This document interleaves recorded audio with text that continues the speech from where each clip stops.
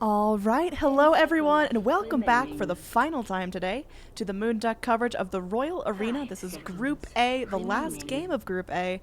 We have got game number 2 of a best of 2 between Power Rangers and Imperial.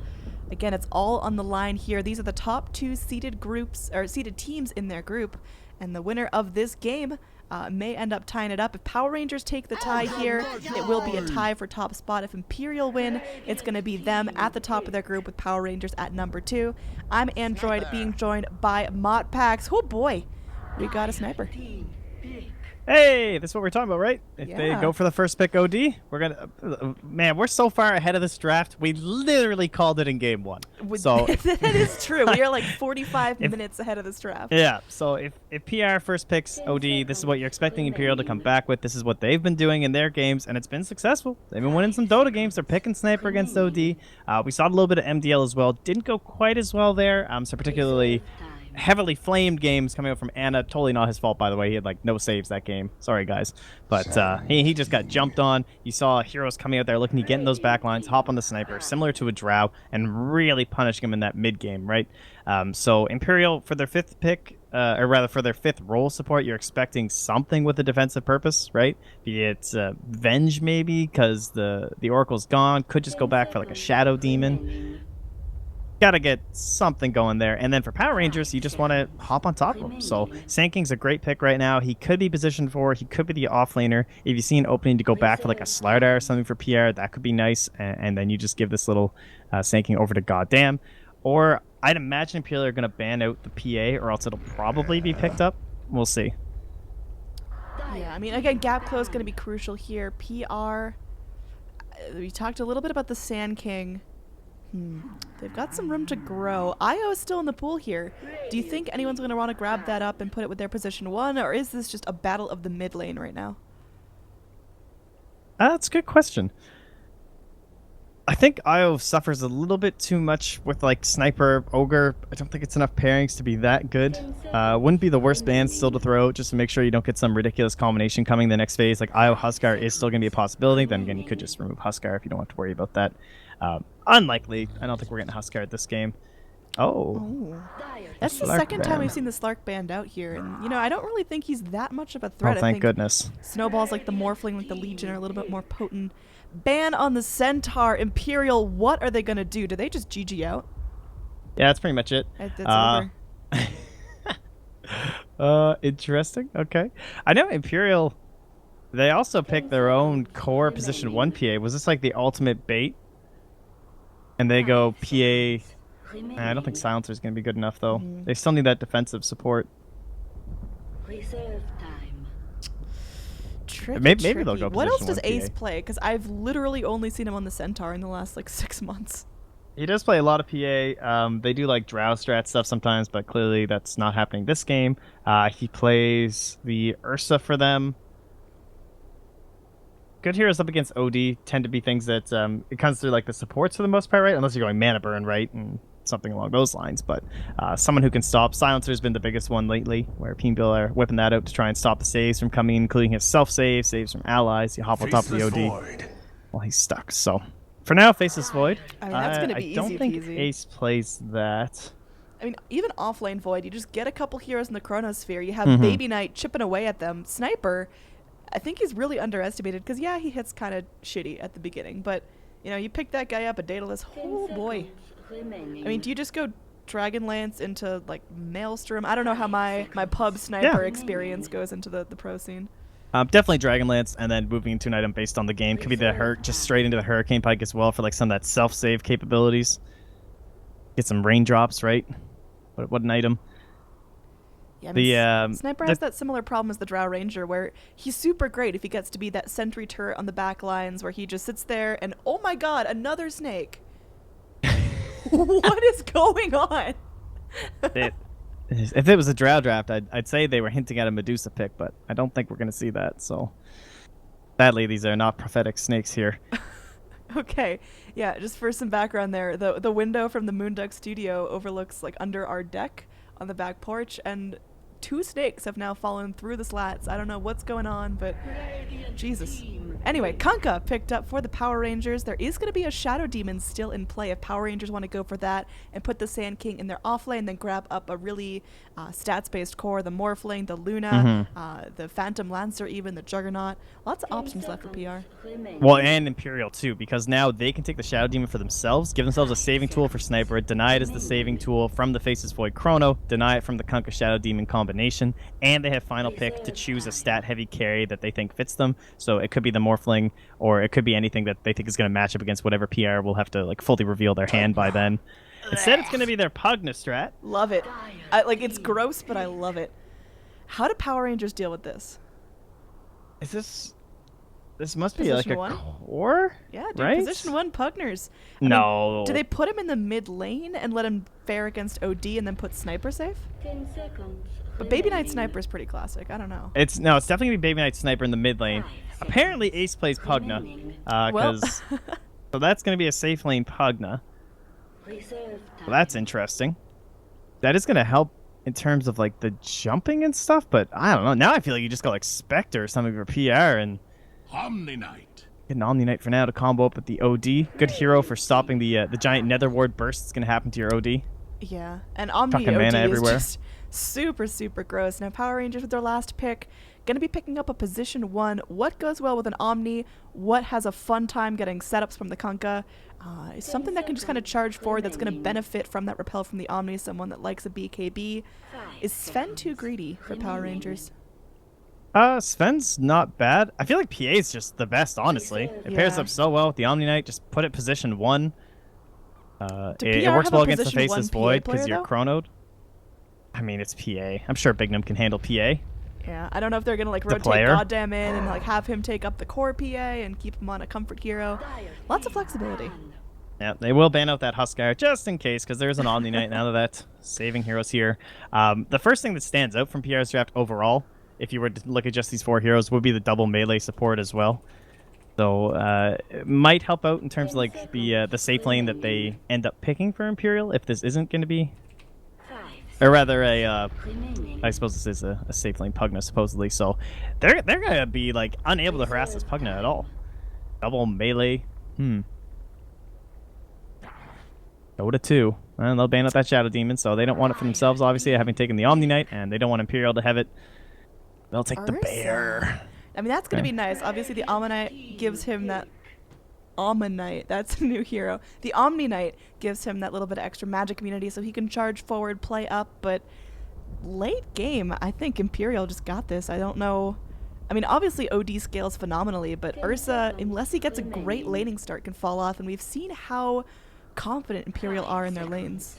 Yeah, that was actually a big miss by me. That's a very, very good Ursa pick. Totally forgot about the laning situation. That's the most important thing to be considering at this point in the draft, I think, and when you're looking, because you have the melee support, so you already know your lanes are weaker in some senses because of that, and having the Ursa is the best matchup against the Faceless Void. You have that constant stacking the Fury swipes. He can't stay in the lane, and so now he is going to have a very good time. They can leave him alone versus the Faceless Void. It allows the rotations of the Kunkka to put some pressure in the mid lane on this Sniper. Super good pick from PR. Very meta, but very, very good. I like their lane setup right now. I think it's very strong. The Omni Knight's going to have a very good game if he can keep these repels going and possibly carry his team to victory against the Pugna. Final support pick. Could be like a Bane would be kind of cool, but... I mean, Bane's just dead. It's going to be that Rubik that we've seen before. You talked about how much you just love Rubiks. In the laning phase, this guy's going to have fun. Ogre Magi sticks close by the Pugna. They just duo. They just beat bop it up. They keep their lane super safe. Rubik rotates. And I mean, even with the OD being supported by the Kunkka, by the Omni Knight, Fade Bolt's great. There's going to be that max Fade Bolt by Rise. Just 1 point in the telekinesis allows Sniper to just set him up, shoot him down. I'm really liking Imperial's draft. I got my reservations about this relatively early game strat from Power Rangers. I think Imperial lost. I think they fall off way earlier than PR. Oh, dude, let's fight. I'd rather have PR's lineup going into the later stages of the game. Like this Ursa will just be able to jump on Baby Knight the entire game if he tries to Baby create Knight's gonna space. hit like a bus at level. He like, has no 10. defensive supports though. Like unless they're gonna chrono every single time perfectly, it will be a very tough game for them. All right. I see where you're coming from, man. But I hold steady to the fact that Imperial got this. I think we have that little rivalry going on. Let's make a bet. It's BZZ Pugna's on the line. It's I mean, it's certainly history favors Imperial. There's definitely no question about that. Mm-hmm. Can't really argue about that one. They have been doing a final job against all their Tier 2 Europe opponents as they've been described lately. I don't know, if Imperial take this game again, and if they end up like taking this whole tournament, it's time for an upgrade, man. These guys have been looking for some bigger opponents. They were struggling for quite a while, especially when they first made this roster swap, lost Check and whatnot, and moved around into Baby Knight, but lately they just look so good. Very innovative drafts, which is the coolest part of... and that's how teams typically rise, right? Mm-hmm. Like, they come up doing that kind of stuff. So I mean, they are going to be going just to the meta the players. WESG in a little bit, so... Yep, qualify that for will be that. really exciting to see them play against some teams. Our Dane boys, they're doing it. They're all Actually, grown that's up. such a good event for them because they're coming in as a full 5-stack that always plays together anyway, whereas all the other teams tend to be like amalgamations of just countrymen. So it could give them a huge edge. Oh, you could have a little smoke reveal here. The Dire, they're wrapping around, but the Radiant hot on their heels. There's going to be a smoke play of their own. They both pop it. They're just going to be scurrying their way into this jungle. Radiant seem a bit scared knowing that PR are already so deep in their territory. Right now, there's going to be no Dire wards placed. Omni Knight is going to plop it right there. Just center, smack in the jungle. So we got one ward there, one ward on the high ground mid lane. And now we're just going to have OD sitting here, aggressively positioned. Has to Joe, levels up that time walk. We just want to boot it on out of there. Seems like PR are very adamant that this is their territory right now. Yeah, these are some nice ward placements too. Putting this one down through the smoke so you don't give yourself away. And then the second one to spot the rotations coming down from that bottom lane. Life is going to be looking pretty good here for the Dire in terms of safety. Looks like half a ninja's just chilling here to make sure he gets the rune. If anybody's coming, but he's got that. This should be an interesting game. All the lanes are what we expect, except what is Rise up to? Ooh, they're going... Okay, they're not going to match the Faceless Void up against the Ursa. Obviously very wise. And they'll send Hesijo down to the bottom lane. Start going to work down... Oh, but he started Irontown. That is weird. Not really. I mean, if he anticipates having a tough time, just being able to bail out and at least hold your own in these jungle camps is pretty alright. Now, mid lane, already an Astral coming out. We've got Sniper doing what he can up against his OD. I mean, he's already having some fun. Goes for a couple shots onto the courier. I mean, it's an empty donkey, but still alright. But they're sacking their safe lane. You know, fuck a safe lane. Who needs it? I mean, that is interesting. Hopefully Void hops in at some point, maybe when he picks up his treads or has a couple of levels, but for level 1, I mean, with the Iron Talon, he's good to go in the jungle. It's going to be a duel off here. We are going to have the Pugna in a little bit of trouble. Nice lift there from the Rubik, keeping the Ursa back, and Honeydog, our goddamn boy, has to back off. Meanwhile, mid, we're still just going to have Ogre duking it out with the Omni Knight. These guys are relatively evenly matched in terms of their just brute melee strength early on. So Sniper versus the OD, they're just going at it. It's just like an old They're still going. brawl outside of a bar. I mean, these guys just found each other. They want to punch each other. Screw the actual mid laners they're here to support. They're just bloodlusted onto each other. Now, up top, we are going to have another lift as Rise is going to get very low. Life continuing to chase him down, but Pugna, Rubik, they're a squishy duo. They've got those survivable spells, though. Alright, well, hopefully people stop dying, or, well, rather, almost dying for about 2 seconds here. But mid, 0, yeah, he should be fine, Sir Noya. So, we should probably talk about this whole laning thing, right? Pretty super important, because people are like, why are you sacking the safe lane to start? But despite Void being very good against most heroes, Ursa and Sand King both do give him a lot of trouble. So that's why they've rotated up here, because Ursa is still the worst matchup, and they'll have to send down versus the Sand King. But we all know that because of Time Walk, Void does well against burst damage, whereas over time the caustic just adds up too much. Nice play. Good This stuff. Ogre and Omni just won't stop brawling it out. It's virtually like there's no supports in the mid. It's just OD versus Sniper, and there's two big old idiots in the back line just punching each other. Now up top, we're going to have another lift onto the Ursa. Ace has to go ahead and hop into that Decrepify form. Just making sure that Ursa doesn't continue to lay in the damage, but he's getting a decent amount of farm up here top. Is the Pugna getting what he needs to? Is this about to get real nasty for Imperial laning phase? Oh god, Torrent's coming in. Baby Knight is going to be in some serious trouble. Gets X back in. The right click should be enough. Ogre not going to get here in time to save him. One more right click from the Outroll Devour secures the kill. So unfortunately, while Ogre was off punching the Omni, he was losing his mid laner. Yeah, that just makes it very clear that they are not getting enough up top right now. They are not even shutting down this Ursa. He's only 2 CS down on the Pugna. Well, now 3, but it's not really that big of a deal considering his supports are rotating mid and getting killed on the sniper, so they're going to slow him down. He can rotate the jungle relatively early on if he really needs some extra farm before he heads into the Roche pit. Someone like Kunkka coming in and taking experience is great. Someone like Omni Knight coming in is probably even better. Oh, look at that lift, though. If they actually get the kill on the Ursa, that could be huge. They pop him into that decrep form. There's going to be another blast. One more hit on the Ursa, but he immediately hops in. He salves up, and now he's turning things on to Ace. Oh, this could be detrimental. Rubik has that Fade Bolt up in 1 more second. But he might just be going down here. 1 more hit from the Kunkka. Nice little Nether Blast there from the Pugna. Will at least secure the kill on the Ursa. Can they save Rise, though?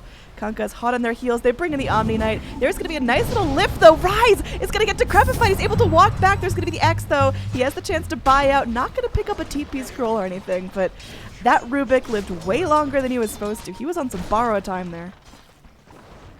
That was pretty sick. I like the lift up and just walk under him like a little Omni Knight bridge. Yeah, that's a really cute one you can do when you get body blocked into his Rubik. The plays by Bignum too were really nice on the Ursa, like hiding in the fog for a moment to salve up and then going for play to force back the Pugna. Not enough though. Baby Knight. There's gonna be the he's Astral. got this one. Oh, there's a Purify ready. There's a Purify is going in. The Courier, Baby Knight gets briefly distracted. Now he's going to be in some trouble. There's the Repel onto the Meow here, and Baby Knight doesn't have that level 6 Assassinate. Now he's just going to be duking it out with the Omni. Omni Knight has no points in D-Gen Aura. There's going to be the Shrapnel slowing down Meow. He turns 1 more hit. Oh, yo. The Astral. That is just a clean out play right there. They bring in Hesta. He's got his little leap. Does he go up to the high ground, or does he get distracted here? This Omni is just like an ADD magnet, drawing the attention of all of Imperial's supports and all their attention. That was a good split. That was really well played, though. Another lift coming back in. They should be able to find the Omni as well, but the Kunkka hitting a nice little torrent, getting the X onto Rise as well. Question mark. Looks like he's home free. Hesta Joe just going to go back, taking up Thyre's farm with that Talon. What a curious engage in the mid lane. Yeah, that was nicely done. Oh, Rise finishes the play, too. Keeps going thanks to the ward. That was nice. So they split, right? Because Rubik had the play, or he was like, no, I can get him with Fable. You chase after the Omni, and then that ends up securing them the other kill, too. So now we're up to 3-3. That self-astral was so dope, though. Oh, Can we just, like, shout out to Alpha Ninja? I mean, you can feel Baby Knight just being like, I got this, I got this. No! Like, that heartbreak of, like, I just totally fucked up. I know I fucked up too. Now in the bottom lane, we're gonna have Pugna getting killed off by our Sand King. He's just gonna be munching away at that Nether Ward, and well, it's gonna be a nice little lane for our Sand King. Mid lane, we've got this amalgamation of heroes coming in. There's gonna be Honey Dog chasing down. He's got the torrent up in 1 second, but not gonna be able to go find anything else. The sniper kill is enough. That's now sniper dead 3 times. OD only with 1 death. We're gonna have a brief pause here, but I mean, just examining our last hits, Ursa has a free lane, Sand King has a free lane. Sniper's getting an alright amount of farm, beating out the OD in terms of, you know, mid lane pressure, but in terms of just raw net worth, our OD is rocking it. He's got 2 kills to his name already. Yeah, only that 1 death in the jungle, and even that came after the kill on the enemy snipers. So, Alpha Ninja having a fine old time. The most important thing, I think, is that this Omni Knight's also doing fairly well. Level 4, 6 minutes, you know, maybe not the dream in terms of Omni Knight, but he's not being shut down. He went for the earlier point in D-Gen Aura, which is kind of cool. Not something we see too often. A lot of the time, we are still seeing this, like, 4-3 build, and, like, no points D-Gen, no points ult until 8 or 9. But can't really hate on that. D-Gen going to be very good up against an Ogre, which is helping him trade despite not having the Orb of Venom. All right, so our sniper here, Baby Knight. I mean, we talked about how powerful Sniper can be. He's got his little buddy trying to do his best to support up mid. Ogre's been putting in a lot of effort, but still 0-3 on our Sniper, even with the 2 Wraith Bands to give him agi stats. How does he recover from this? Is it just kind of sit back, farm super passively, or can Imperial still play aggressive if they bring in enough heroes to rotate? I think overall with their draft, it's important to consider what the Sniper was supposed to do, right? It's picked up early on because it's supposed to be a counter to that exact same thing happening, where if he tries to walk in and do these little astral plays, keep harassing you. There's going to be a stun here, but Baby Knight, I don't know if it's going to be enough. He's still slowed down. He tries to get at least a kill onto this OD. The Shrapnel doing a number. Maybe the Ogre Magi can go in and finish the job with his club. He does avenge the Sniper. Yo, he's got plays here. Oh, nice. Okay. A little X-Torrent there. Goddamn, keeping him back. So 2 heroes on PR get low. They take out the OD, but unfortunately, Sniper still loses his life for a 4th time. Yeah. So yeah, I do want to talk about that match because I think it's very important to how this whole game's going to go, because we're seeing the sniper he's picked up. The whole idea is that you can just keep pecking the OD and you just keep spacing yourself. So you're just right-clicking every time he tries to walk in an Astral, which is what OD always wants to do. So they end up picking this Kunkka to follow up, like when they eventually do get the Astral, because he can just tank the damage and walk into the sniper and get it anyway. It's going to be a kill every time because sniper has no escape. He's very squishy. You have a lot of damage from the OD. You can just surround him. Because of that possibility, they've had to bring Zero, aka Noya, in here the entire time, putting all this damage in the mid lane. And we've just had like 3v3 in the mid for almost this entire game. And that's benefiting Pierre so heavily because they have this Sand King Ursa. Ace here is in a lot of trouble. Even if he gets off that Decrepify, I think they can still bring him down. Nice little repel there onto Fool. And there's going to be another Nether Blast clipping onto 3, but it's just going to buy some time for the Pugna. Certainly not going to turn things around, so things are not going great for Imperial's laning phase. Do they have the mid-game comeback, or is it all downhill from here? You always have the comeback potential with Chrono, especially when you have a lot of damage to pump through with Shrapnel. Maybe you get into like a Maelstrom or something on a Baby Knight at some point if you can stack on some damage that way and like a little AoE. Perhaps that's what you feel like will help. Probably not when you have an Omni Knight just throwing out repels and whatnot and taking away a lot of that damage. So it's not going to be easy. Big steals perhaps from Rise could try and turn this around. They have a lot of elements of control on the side of Imperial, so they can definitely stack some stuns if they find anyone alone. The problem is they have to be alone without an Omni Knight, right? And the boat from the Kunkka, the Enrage from the Ursa. Rise, he just wanted to stack.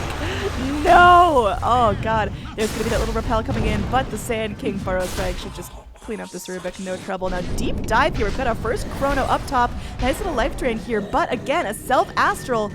I doubt this is going to be enough to actually save our OD, but he at least picks up a last hit before he goes down, taking out one of those little skeletons. So, I mean, trades across the map still going to go in favor of Imperial. They dropped the first Chrono, found the OD kill again. Meanwhile, Sniper was getting a decent amount of harass onto the tower, just getting some chip damage, getting some farm, but PR is still ahead in terms of kill score, and they're definitely playing like a team. This could be that first Roche attempt coming out as our Ursa picks up his little lifesteal item. He's slowly but surely chipping down on that. Kunkka moving back towards the mid, keeping up the pressure. TP back in from the Sand King, who might want to initiate here as they bring in the OD as well. They've got the Epicenter ready to go. They probably want to wait till this Ursa is ready to fight. Yeah, Sand King's he's got had Tranquil, Drums, it's not even 10 minutes yet. And now he's going to get the AoE gold from Roche, another 200. Well on his way towards a Blink Dagger this early on in the game. And Drums are so sick on this team. Like, you have these melee supports who always need more move speed, try and get into the fight. Like, they're rocking a Windlace on the Kunkka. He's moving around at 370. It's good for the OD, too. Really, the only thing they're missing on this team is something to give more attack speed to the OD. Other than that, it's just fantastic. Mid lane got our TP in from our Kunkka.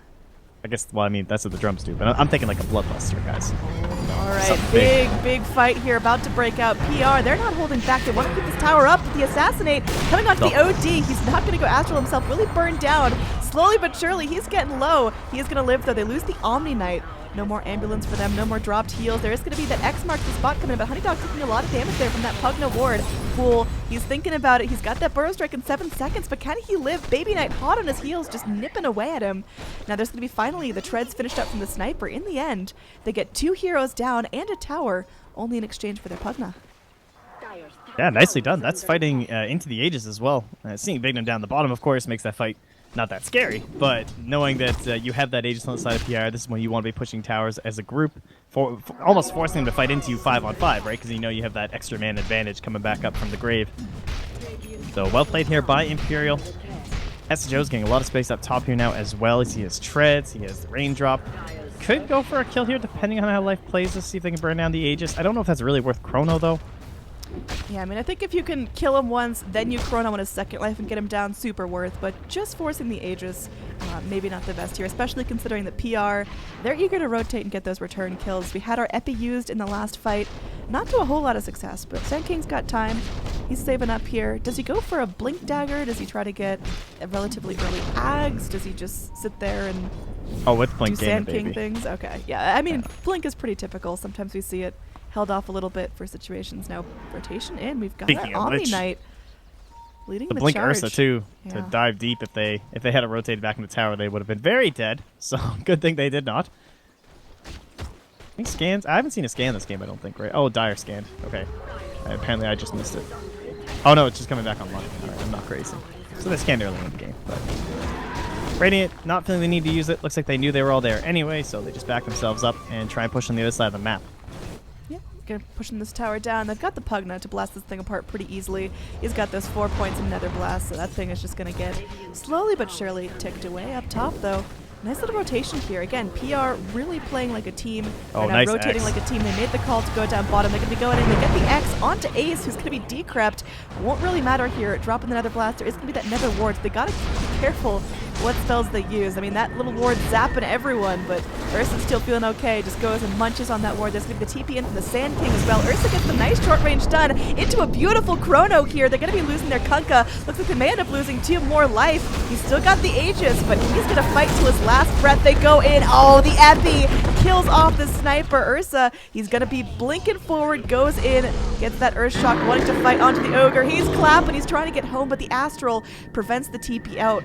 And they're just going to be focusing down. I mean, the Astral's enough to keep him off on his own. It's everyone dead except for this Faceless Void who just bails out after his chrono isn't everything that his team needs. And welcome to why Kunkka is one of the best heroes in Dota 2 right now. Like that Torrent nerf Hey, doesn't... Kunkka. It changes his rotations, but that X is just insane. Like, if you try and do these trades across the map when you don't know where the enemy is, just like that situation there, and they all, like, Kunkka just TPs in, and he can force the X back on your core player, because that was Ace, who's also about to die again here. I mean, he's got the decrep. He's buying himself some time. Cute little blast there. Life drain onto Ursa, but again, Ursa's going to be coming right back at you. There's going to be the Aegis hatched. There's going to be that Burrow Strike, but no mana here onto All our right, Sand that's King. hilarious. Well, you know, whatever. They get the pretty kill good. in the end. Now Sand King just has to go home in between, but he'd like to go home anyway. He's got enough gold for that Blink Dagger, so just stocking up, drinking down that health and mana, and he's ready to go fight again. Yeah, Aegis was gone in like 40 seconds anyway, so might as well use it to get another kill. But that whole fight starts off because, again, the same thing. Torrent in the mid. Kunkka Dota. Set up from the Astral. Sneeze from Annie. Part of the play. Stun coming onto Goddamn. I was trying to cast, but I had that like dumb I'm about to sneeze face going on for the last like 30 seconds. Alright, either way, kill score 8-15. Things are going really well for PR, and you talked about it. They do scale pretty well into their mid game. It all depended on how the Ursa did, if the supports were able to have a big impact, and oh hell yeah they are. This Kunkka is just rocking it out. Yep. X's, man. Max point into it. Oh, that might have been unnecessary, but that's alright. On bottom, our little Scorpion bro. He's going to be trying to go in, reinitiating onto Hestajo, who already burned down that time walk. If they can keep up with them using these drums, it might be enough. They pop in the boat as well. Oh, Faceless Void drops the chrono, but he's going to get Astral just held in place as our Sand King just walks to freedom. Our Void drops out of the bubble into the grave, and it looks like PR ready to go and rotate towards that Imperial mid lane. There's going to be a nice easy target of this Rubik. He's squishy. He's going to go in. Rubik is able to get the spell steal off, so Burrow Strike might be some sort of turnaround potential. He's going to Burrow Strike himself to freedom, but looks like he's going to be spawning out over there. The weird little Astral visual glitch, but either way, they catch the Rubik in the end. Void's What the still hell? dead for 15 seconds. I thought he had a blink for a second. Did he just No, blink out of the he stole damage Burrow first? Strike. Burrow Strike Oh, got yeah. Astraled, but for some reason the Astral visually looked like it was in the place Rubik was before he Burrow Strike. Gotcha. Yeah, that happens. Sometimes you'll die before you Burrow Strike, and you like still do the damage, but your hero dies where it started. It's a good one. All right, so wrap around. Did he just walk past the sniper? Am I crazy? Yep. I mean, Sniper was trying to be sneaky. They're like, oh yeah, there's no way he's alone. But now Rubik respawns. It looks like this is going to be the end of the fight. A little too close to this tier 2. What just happened? This is PR showing mercy towards Sniper. He's an elder, and they do respect him. All right. Like, did you have your camera there? I feel like I could have swore it was he literally I was looking at walked the mini past map. him. I'm like, are they going to jump in it? No. It must. Maybe it was like through this angle of the trees. I'll just assume that's what it was, or something like that. All right. That Either was pretty way, funny. overall net worth is going to be about 5,000 in favor of PR. Similar story there with XP, and checking on the levels, that's going to make a huge difference. You've got your Ursa and your Sand King both with level 2 ultis. Your Void only going to be sitting on that level 1 chrono. Your OD should be picking up his level 2 Synergies pretty shortly. I always like seeing my OD with his veil. It's kind of falling out of favor. Everyone wants that Dragonlance first or get some drums for some extra stats, but I think just like snowballing so heavily here, the armor really nice up against the sniper while you're stuck inside the chrono. 14 natural armor here on the OD with no minus armor on the Radiant is actually ridiculous. Is a balanced hero. Oh, there's a smoke net coming from the Dire, not spotted by the Radiant here. Nurse is roaring. They gotta know something's about to go down. Wrap around. Looks like they could be finding our Rubik. I mean, he is a small little appetizer for a team this hungry, but they'll take it. They're actually going in for bigger targets. Baby Knight. Oh no, just destroyed. And now the Epi going to be tearing apart Ace as well. Ogre comes in. Nice little Fire Blast connected onto life, but he's still rocking out. That double damage rune, not something you want to fight into. This Ursa is mean. Now he's going to be going for that Diffusal Blade. Doesn't have a secondary Aegis, so he can't go full YOLO mode just yet. But, I mean, this is PR just really pulling ahead. Taking out that sniper. He is 2 and 7. Just hasn't been alive long enough to get the farm he needs. Yeah, I think this game really highlights the power of heroes like Shadow Demon too, and why you saw Bando 5th here by PR and forcing Imperial into that pick of the Rubik here for Noya. You can just imagine that if you had one of those saving heroes, that's how you turn around games like this, right? If you're a little bit behind and something, you know, they're starting to snowball on you like this. They're smoking you, they're dropping boats, they're dropping Sanity's Eclipse. If you can get that one key disruption on a hero like Baby Net right there, even if he still ends up dying, it still allows your team to close the gap, get in there, their spells are all down, and that's when you can actually fight. But without any of that available here, they're just getting walked over. Like, Imperial just do whatever they want, take fights, take kills, and they just walk away. There's never enough time for Imperial to chase them down. Now, our position 1 Pugna, I mean, it's sometimes awesome. Like, I've seen position 1 Pugnas just get in there and dominate and be beyond godlike by like 10 minutes in. Ace is having a tough time here. 1, 5, and 4, according to net worth, going to be, you know, surpassed by the Void, surpassed by all the Dire cores. How does Pugna get relevant here? Looks like he's building towards the Greaves, but that's not really any damage. That's not really any magic amplification. What's the play for our little Pugners? Jesus Christ, another snake. What is going on?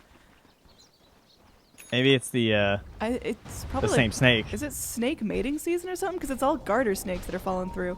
Anyway, we've got ourselves a little fight coming in. The smoke gank from PR should be successful. The boat coming in. Does clip onto Hesta Joe. He's got his Chronosphere. He's going to catch out 2 in the Chrono. 3 rather. As Fool channeling that Epi. Not going to connect onto Hesta Joe. This is going to be a fantastic initiation. They pick up the Omni immediately. They're focusing now onto the Ursa.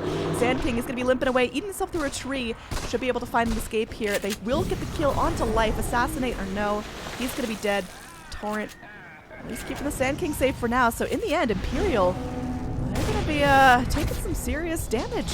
They're going in. PR losing this fight. Life drain off of the Crepify. Going to be cut short, but walking right into the Ogre with a Fire Blast already. Unfortunately, not able to cast it with the quick fingers onto our Astral Imprisonment. Now Rise sitting back. There's going to be that lift again into the Decrep. So nice turnaround here. Imperial go, and they actually take a hold. PR started out with a nice smoke gank, but the Chrono, it was so good. It stopped the Sand King from actually getting off a decent epicenter. He wasted his ult. There were 2 heroes stuck inside, so really, really well played from the Radiant. Hesta Joe!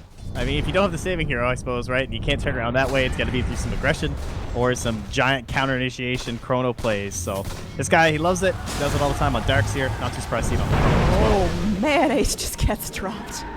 Oh, this is the chase down now, though. Nice little Astral buying some time. Good Rubik plays. Yeah. Got your Burrow Strike, Sand King. Oh, goes in. The blink, the angle connecting onto 2. There's going to be a nice little Ogre Fire Blast. I mean, he just got really lucky with those multis. And it looks like PR might want to back off from this. They're burning a little bit low here, especially their Kunk up. Oh, but the blink forward here. Life wants to go in, but oh, Hesta Joe hit the bash key. Not going to hold him down long enough. Faceless Void loses his life, and now they're turning their attention onto the Ogre. He's slowed down. He's diffused up from this Ursa and easily picked off by the OD. So fight went on altogether a little bit too long. Astral here. Again, not going to save your Rubik. That was a stolen Astral, but well, stolen no longer as he dies and gives the spell back to once again. Maybe a little bit of impatience here from Imperial, winning that big fight with the Chronosphere and then pushing so heavily into a tier 2 without any support. Like, tower wasn't even low, and they're so deep again. Yeah, and like Ace is here. I don't know. He's so deep as with no other allies, and then the chase potential is just insane. A couple, you know, maybe because one thing is you can see J4 struggling with is trying to get the correct repel targets. Like, he just repels one guy, and no one else wants to buy BKB because they have an Omni Knight. but it's like he repels Cheshire Cat, so he can jump forward and stun, but then your Ursa's getting stunned up. He's like, oh, I gotta repel you, and then I've got an OD too. This poor guy needs like refresher or something on Omni, right? I'm sure that's the play. Yeah, it's getting tough here. Kill score 11 to 22, so PR doubling them up in terms of kills. Overall net worth after that last little quirky engage, the 4 for 0, is going to be about 7,500 in favor of our Dire squad. Similar story in terms of XP. Checking on what that means in terms of levels, it means your Ursa, he's nearly at his level 3 ulti, and your supports on the side of Imperial do not have their level 2 yet. What else do they have that can save them right now? They only have the one Diffusal builder this game because they picked a Pugna. Not that, not hating on the Pugna too much, but just because they only have one real right-clicking core that's melee. And unfortunately, it's your offlaner, so it's kind of odd this game. Sniper clearly not going to be building into Diffusal Blade unless it's like ultra late game or something, and things get really weird if he's buying Diffusal Blade. But getting rid of the Omninet, obviously, through like the Guardian's Angel and the Repel is very important in this game. And it's all on Hesta Joe. So no pressure, dude. But, I mean, he's been doing pretty great so far. The last couple of chronos have been on point. The problem is the follow-up damage, and a big portion of that is on the sniper here. Baby Knight obviously needs a bunch of farm to come online. He's still got that Dragon Lance he's been working towards. Still got the Power Treads, building towards the Shadow Blade. Is that the play here? And he needs the escape, but that's just going to set back his damage even further. Yeah, it's really not the best. I mean, especially because he already gets the attack speed bonus. Would you rather see him go into a greedier item, even like a Maelstrom, to get some more farm, or does he need the Shadow Blade? It's tough. It's like you can split push, arguably, with the Shadow Blade, but at the same time, you have like a Sand King, so he's going to be force sapping and blinking and sending you anyway. They'll just bring detection, so I'm not sure how much the Shadow Blade's really going to do for him this game. Like, it just doesn't it doesn't synergize well with Bloodlust because you're just building attack speed. And you're a sniper who already has decent attack speed, obviously. And typically you want to go for more of that damage. All up top, there's going to be rotation in. Our little Pugner's caught out by the boat. Again, TP forward. Sand King hits the Burrow Strike. He's channeling up his ulti for this. He's not messing around. There's going to be that decrep, but that's not going to save Ace's life. They have to just go knock out this ward. Sitting in the bushes, but for now it's just going to be a tier 2 gone on the Radiant top lane. Hesta Joe looks for that TP out, but the Sanity's no mercy from this OD. Good God. Yeah, that was optimistic to say the least. Baby Knight should be okay. Good job using the shrapnel to cancel the stun. Cheshire Cat, make sure he won't go down. But the Dire can start pushing in, and Dire side advantage is just something else, eh? They just get themselves the Aegis. You start to control this entire half of the map whenever you play Dire. Like, the Radiant can knock down these towers, but unless you have some crazy fast push that allows you to capitalize on this by going immediately into a Rax or something from like holding jungle, it's just so not helpful to hold this area of the map as the Radiant. I don't know. Dire side advantage seems really strong right now. But many teams obviously still taking first pick over Dire. I guess you guys don't get to see that in the lobbies and stuff. But currently the priority is still first pick, despite getting the last pick if you go second now that's been swapped over. But other than that, most teams still prefer the Dire side. Not too shocking. Alright, PR slowly but surely munching down this tier 2 tower. Again, they were able to just go polish off the top lane. We could see a bit of an engage at this mid lane. Ace, he feels ready to fight. He's got those shiny new greaves. Baby Knight, he's sitting back. He's got that Shadow Blade completed, 1,000 gold on top of it. I mean, do we see full Silver Edge, or is this just going to be casual Shadow Blade for escape and split pushing purposes and then into a damage item? Sorry, I was double checking the lobby. I just wanted to make sure because they chose Radiant, I believe, this game, which is different than what was happening at MDL, which is kind of interesting. Like Imperial wanted Radiant second pick this game. Well, they wanted Radiant. Obviously, I'm sure they would have preferred first pick, but with second pick, they took Radiant. So that's neat. I think they did in game 1-2 for Baby Knight because they like giving him like a safer mid. That would be my one guess. Either way.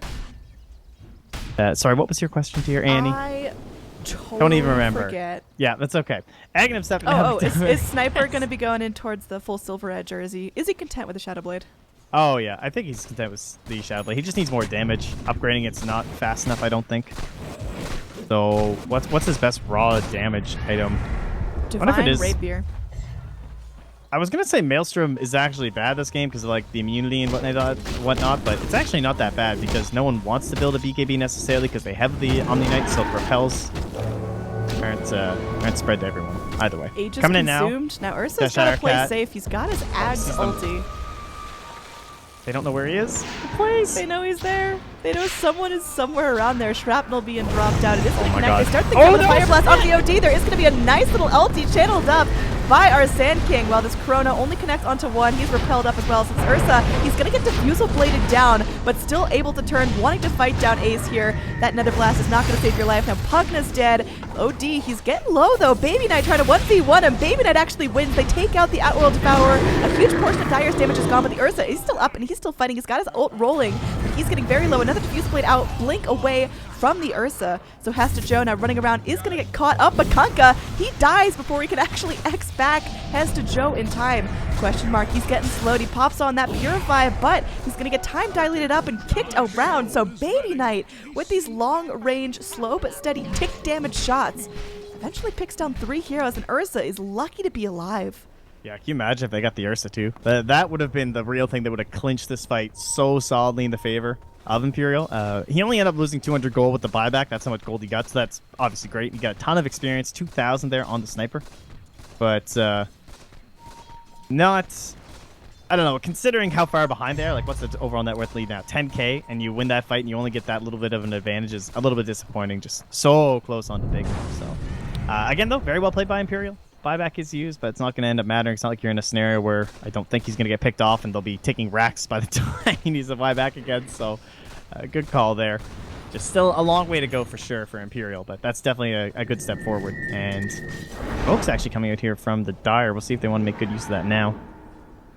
Yeah, it looks like they're moving forward. Raiden goes ahead and scans, making sure no one's like literally right on top of this sniper, but they're going to be safe for now. Baby Knight is going to be poking at those Ancients. 1,500 gold for him, so we're about to see what he goes for next. Again, he needs damage, so something like a BKB would be neat, but he just cannot afford to take that stepping stone right now. Who was that Midas on? Someone just bought Midas. I don't know, but Rise gets demolished. Where's our Midas at? It's on the Pugna. Oh, okay. Fair enough. Can't really hate on that. If they're gonna win, this game's going late. So, it's not really much debate about that, I don't think.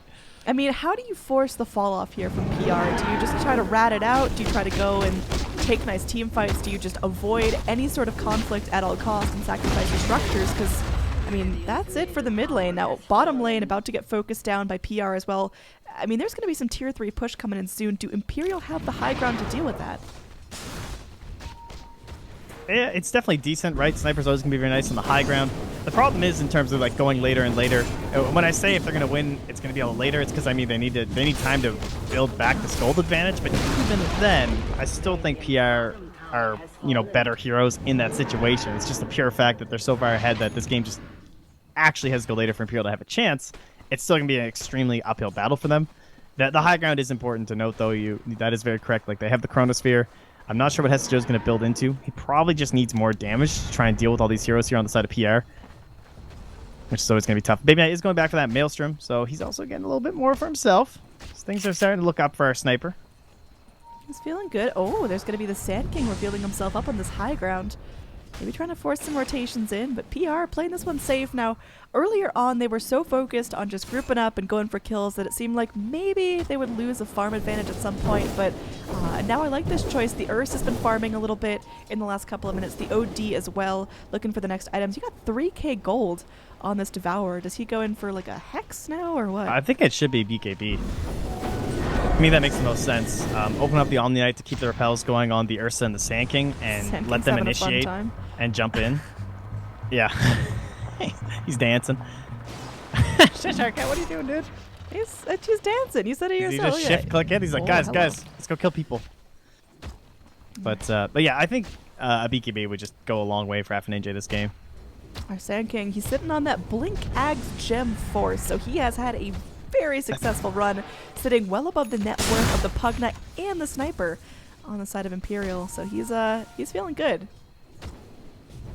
That gem, though, it could be a bit of a loss if he ends up going down. The thing is, in these last fights, he's been playing really safe. He has only had one death.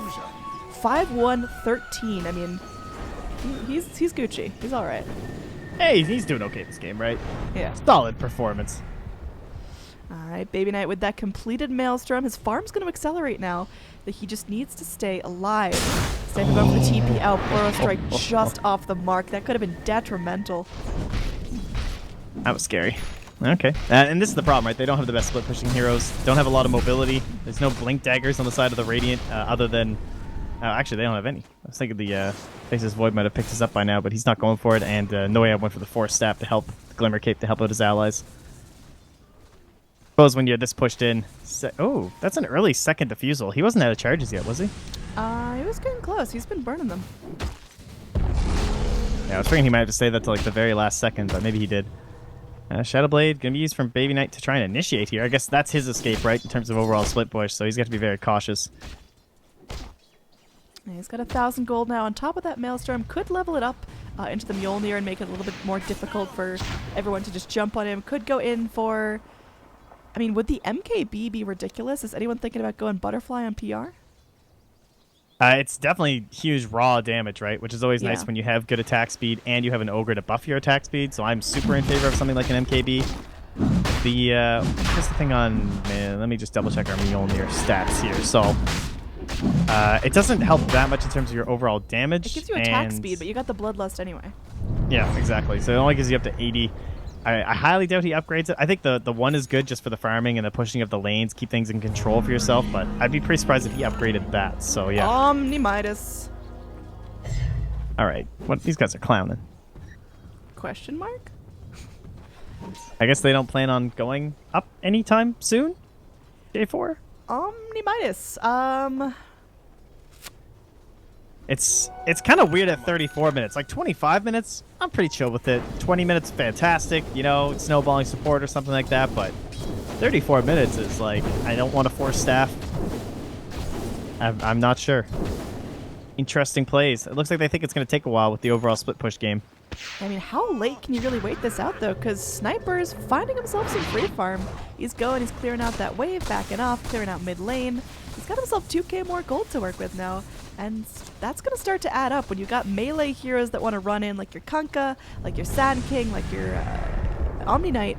That little nick damage coming out of Baby Knight's really going to start to add up. Yeah, one thing that's always going to be in favor of PR, though, will be the supports. Well, especially, obviously, now there's a Midas on this Omni Knight, but, like, Rubik is never going to get items. And that's really sad for a Rubik. He's got Arcane Boots. You shut your mouth. He's good. Like, he'll get a Force Staff if they win a fight, but he'll probably never get Blink unless they, you know, actually regain some control of the map right now. Force Staff. We got a little Hurricane Pikey coming out for Sniper. I like that little extra bit of damage. Brings out that Dragon Lance, allows for a little bit more escape. Shadow Blade's on cooldown. It's not the worst thing in the world. Now, we are going to have a Chrono coming in, but our Sand King on the back lines does have his ulti ready to go. We'll see if he's going to drop that, or if he just wants to bail out. He loses the OD. It looks like everyone else decides that is too dangerous of a fight to engage on. I thought for sure Fool was going to go and blink forward and epi that. Oh, great smoke right there. I think there's not enough people nearby. Like, Omni's too far away, Kunkka's too far away. They don't have any way to get there in time, so just avoid the engagement. Hope you can pick off a straggler. Rises up in the trees, and now he is plenty gold. He can actually pick up his Force Staff thanks to getting some kills for the team. Force Staff for the Rubik. And Abyssal now being worked on here for our Ursa. Rubik is just going to chill here for a little bit, I guess. Fully finished. Yeah, he can just do like a wave TP. Or rather a Fade Bolt TP or something like that, once he sees enemies are gone far enough. Hessajo's chasing this courier right now. Oh man, Baby Knight picks up a kill down bottom. I didn't think he was going to get that Assassinate shot onto the Kunkka. I mean, it's small pickings here. Kunkka's not super high value, but all these little picks are going to start to add up. Now our Sand King forcing back up, trying to chase down Hessajo, but again, may have bitten off more than he can deal with. The Aghanim's definitely helping him out. So it's going to be Ursa. No mercy. Can they go in? Can they get the bash? No. Ursa's not able to swipe that fast enough. But Ursa now with that completed Abyssal can really start to help out in these fights. Yep, stops the stuns coming out from our Rubik there. So just make sure they can get at least one of those kills and not getting like double stunned up and they both TP out or something weird. Some odd play happening there. Just get the guaranteed one. The Hurricane Pike was a great pickup for Baby Knight. I know we've had death and destruction since he grabbed it, but just whenever you leave the base, it's really important that you have a secondary defensive item other than the Shadow Blade, I think, at this point in the game, because if he gets picked off, it is huge. He needs at least some more time for his supports to get there and try and help him out, or even his other cores. Now a smoked up Noya down here, walking in front of an unsmoked Hesta Joe. Maybe hoping for some sort of a play past, like, trying to bait Hesta Joe past a ward or something like that. It did kind of work, because there was a dire ward. So theoretically, right now, they think there's a Faceless Void in this area with no one else. Now they will see the Kunkka, though. So now they're, or rather the Pugna, sorry. And now they see the Ogre. So it was all for nothing. Some kind of odd Dota. They are closing in. Looks like Dire, they want to find some sort of pick. Ace going for the TP out. They're not going to be able to find this in time. Instead, on the back lines, Ursa just jumps in, destroys the Ogre, and they're looking for well, at least they find the Pugna's ward. They won't get the kill on him. My question is, it's PR have a lead. There's no doubt about that, but they've kind of stopped accelerating. They stopped pushing their advantage. They're slowing down. They're farming up. I mean, is there the potential for PR to just miss their window and just get too passive? I don't think so. I don't think the heroes from Imperial can ever beat the heroes on PR without PR doing something really bad. Like, if you don't fully go past... Obviously, big chrono plays can happen. Big chrono plays only happen if the 5 of you are sitting in a chrono-sized area, right? So, I think PR are okay. Obviously, if you make mistakes, that can change. They just want to get items that are allow them to pick off Baby Knight, because once they all have bots and blinks and, like if there's bots on this Kunkka, Sniper can't be this far out ever again, where he has been doing that kind of stuff lately. Alright, our Ursa's still roaring around again, feeling the benefits of that Omni Knight in perma BKB. He doesn't really feel scared of anything. Kunkka's been going in, Xing him up. Now Ursa's Aegis is going to expire, so he gets that little regen bonus, but I think Dire at this point back off and farm up until the next Roshan. Yeah, as maybe for the spectators a little bit lame. And he just fully goes by when you're this far ahead and don't go high ground. But again, yeah, patience is definitely the name of the game here. They've gone for this Midas on this Omni Knight. He wants to get into some bigger builds. Try and get into the Aghanim Scepter is going to be the most important thing. Just come back for Imperial. If they're not making the mistake as PR of going high ground as 5, then the only way they come back in is solo pickoffs when people are around the map by themselves, trying to keep these lanes pushed from the Dire side. And Aghanim Scepter on Omni Knight is going to be great for that. Make sure his allies can be saved from across the map and possibly turn an engagement. Yeah, I mean, this Midas choice from the Omni is still that, like, screw you, Radiant. We're taking this one late, and there's nothing you can do about it. But, well, Hesta Joe's getting a decent amount of farm. Still sitting on 3,000 gold on top of that level 2 Diffusal. What's the Void's best bet here? Does he grab a Blink? Does he grab a full BKB? For now, I think he just keeps farming damage items until there's the point. Once you've won a fight that makes you feel comfortable that you have gained this part of the map back and it's kind of even where they're not like... If the Dire are scared to cross the river, you can buy a Blink Dagger. Until then, he just builds damage items because the only way they lose right now is big group push. So that's not going to need a Blink. He'll just time walk and get chrono. Damage is too important for them right now, I think. I'm not sure what the exact item will be, though. Yeah, he's definitely saving up now. Might Sniper, decide now. Bringing himself in some he's goodies doing it here. He's going to be buying out a Silver Edge. All right. So they're going to go for a smoke play or something here with this Blink, more than likely. Silver Edge picked up, as he said. Cresting Blink. Hesta Joe's really putting the team on his back here.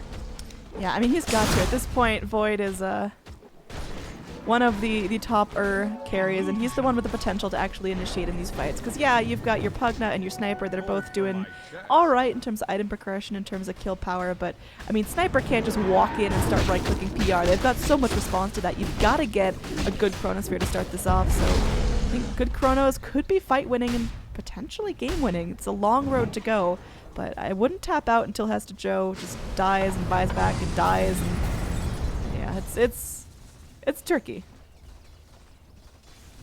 Yeah, still gives a little bit more split push potential over them too. Just having that on top of the Faceless Void. This is the smoke play. Are we going? Dire Vision. Nope, we're not going anywhere. Doing a great job controlling these lanes to a point where the Radiant can't move out. Like, as long as something's this close, you know they're not going to be smoking, so you can feel safe being in this big split pattern right now. Mm-hmm. They'd love to get a ward inside the base, but sentries are being dropped here by the Radiant to try and ensure that's not happening. If they had vision inside right now, that's like a total disaster for your team, right? Because they would just be getting full whatever the hell they want all around the map as the Dire. If they don't have vision inside your base, at least you know they have to be somewhat concerned about you moving around. So right now, Dire don't see anything. Rainier poking out a bit, hoping someone will show on this next wave, but I don't think it's going to happen. Alright, our Outworld Devourer finishes off his Scythe the Vice. He's got 1,000 more gold to go, so could just pick up bots at some point soon. Sand King going to be swapping out, heading into the top lane while everyone else groups up. They X'd him. Did they really? Alright, so Sand King's coming back. Nice play. There he is. Little pause here coming out. Need a little moment to collect themselves. Imperial, we talked about how it's going to be difficult. You think it's going to come on the back of a beautiful Chronosphere, the ideal fight. You get down a cute little Pugna Nether Ward, and Sniper just has to stay back. If he gets off that Silver Edge proc, he can Hurricane Pike. He's going to do a ton of damage. I mean, he's now hitting like a position 1, 3,500 more gold to pick up what could be a Daedalus if he wants to go that route, potentially a Desolator if he's getting desperate, but possibly a Rapier.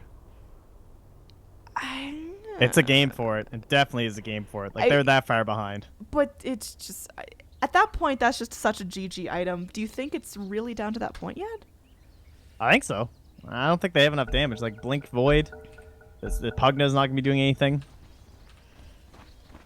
Alright, so if he picks up a Rapier, he does. He's I mean, not necessarily. Like, it could just money. be a Daedalus or something. But. I mean, I feel like Daedalus is the safer option. It allows you to just sit back there and keep nipping at people's heels. With Rapier, you know you're going to be the primary target, and Sniper just doesn't have the defensive supports to deal with that. Free Roche again going over just because they're so far in control of this game. Question as to who's going to be getting these. No real option to smoke out and try and contest this as Radiant. Just too risky. Never know when they're actually in the pit. So on to the bear once again.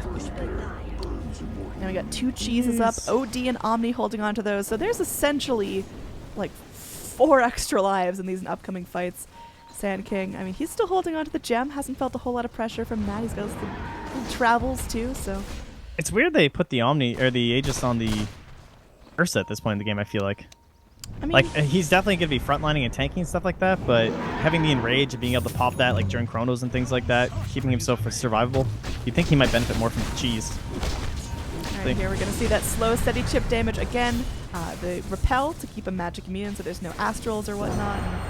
Well, there we go. Just healed up. Going to be dropped right back in. There's another X, another Repel. He just clears out the creep whip, goes in, tries to backdoor the tower, but Sniper's damage, again, slowly but surely adding up. He's going to go... that Assassinate proc. Too bad Ursa's not really bothered by that. Again, he's got 18 armor. He's got almost 3k HP.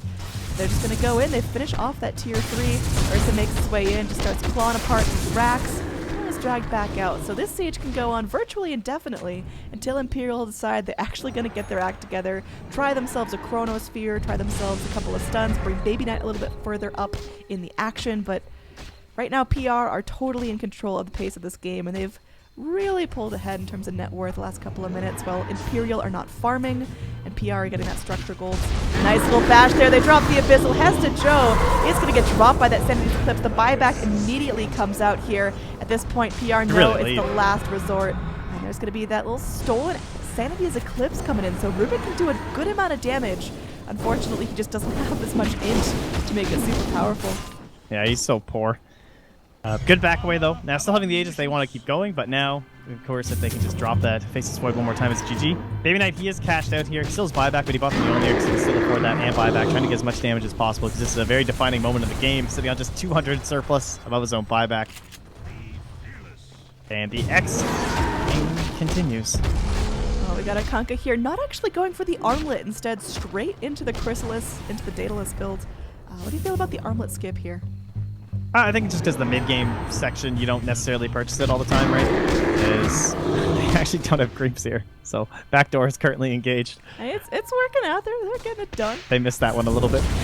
No, it's just because he didn't buy it early in the game, and at this point, yeah, like he was rich enough to just straight up buy the Chrysalis, so just might as well just grab that. All right, we got our Sniper just reloading here, sitting on the back lines. That's 2,500 gold again. He's really got to save for that buyback. That's going to be crucial here. Our buyback status is it's important now. Ogre here, he's poking his head out of the pit, maybe trying to force something out, but of course he probably assumes there's vision or dire vision. Yeah, that was what just happened right there. They X'd up the Sand King, and they saw just by the movements and stuff that they must have had a ward there. So good eyes by Cheshire Cat. Now again, this is a just brutally slow siege. Imperial, they're probably just like rip off the band-aid, get it done. If you're gonna push racks, push racks. And look how annoying that is too. Yeah, they go in, they TP the Sand King up top with his Boots of Travels to clear the lane, but he's X'd as well, so he just comes right on back in. And they can continue this. There we go. It's gonna be more repels, and Ursa is just feeling manly, ready to go back in. He's got that X rolling. There's gonna be the Ogre spraying out some damage. He goes in, he is able to pick up the puck, and there's a buyback available. Immediate buyback from the puck. It's dropped bow ship onto Hesta Joe. Again, Hesta Joe's got a chrono now or forever hold his peace. This will be Guardians. a dieback if he goes down, but nice amount of damage being done to the OD. Now there's going to be a cheese eaten up by the Omni Knight. There is still the Aegis available on the Ursa. He's going to get diffused down. Does he look to try to fight this? In fact, he turns, he tries to man up onto Hesta Joe. A little time walk back to get the HP going. But there is still going to be that bash in place. Oh god, they're going to be losing their Ursa here. He's going to respawn. Faceless Void moves up onto the high ground to try to get some bigger targets. Can they focus down the Ursa? At this point, he gets angry. He goes in. They get Hesta Joe. Burrow struck up, and they are able to kill him. That's a dieback onto the Void. There's no buyback for him. He's dead for 80 seconds. And you've got your Sand King still moving forward again. He's got the gem, so he's got to be a little bit careful. But now with that repel, nice he feels stun. free to go. Gets that long-range Burrow strike forward, courtesy the Agnum Scepter. Now, question mark here. Our Omni Knight, he's dead, so that's not going to be any Guardian Angel to save you anytime soon. On the backlines here, we got our Sniper trying to do some work. Baby Knight is so gosh darn low, but again, the gem on the Sand King will give vision. The problem is the Dire Heroes, they have the tools to focus him down. They do get down the Sniper. He's got buyback, but there's going to be a Sand King running for his life. The dust does connect, but he blinks himself far enough away that I think Imperial might have to just back off and take it as it comes. Alpha Ninja's coming in. From the Bear. Again, he's moving forward, but little Burrow Strike stolen from the Rubik. Does stun him in place temporarily. Unfortunately, not enough. They lose the Pug. Now that's a dieback on him as well.